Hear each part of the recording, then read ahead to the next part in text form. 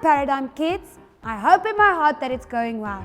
Come join me for today's lesson. Welcome to the Paradigm Kids video class.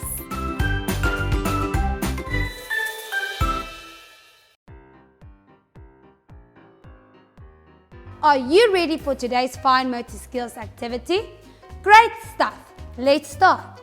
You will need the following for this activity: paper, scissors, shoelaces or rope, a hole puncher, coloring pencils, and a shoe. Can you guess what we are doing today? We are going to make a shoe so that we can learn how to thread and tie a shoe. Tying your shoes is an important life skill that you need to learn, but it doesn't mean you can't have fun while learning how. We're going to start making our own shoe. Teacher Stacy already made hers, but if this is too difficult for you, you can grab your shoe and a pencil to trace it on a piece of paper. Then you will need your scissors to cut out the outline of the shoe. As you know, most shoes have laces. Ask an adult to help you punch holes on both of the sides of your shoe. Teacher Stacy made 3 holes on both sides of her shoe. Let's count to 3.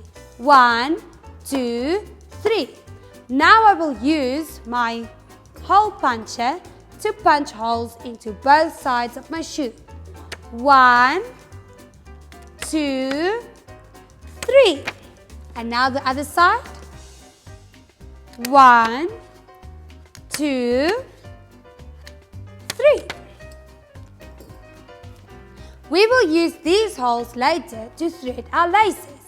You can now decorate your shoe any way you would like to. When you are done with the decoration, we can start by threading the laces. It is important that you start with the first hole that is punched, the hole that is the closest to your toes. You need to thread the lace in both of these holes. Make sure each side is the same length. Now, thread the left side of the lace to the right side and then the right side of the lace to the left side. And then you repeat this action until you have reached the top hole. Take the laces and make a basic knot by crossing them over and then pulling them tight. Make a bunny ear loop with one of the strings by grabbing it between your thumb and the first 2 fingers. The loop will be small and the rear end long.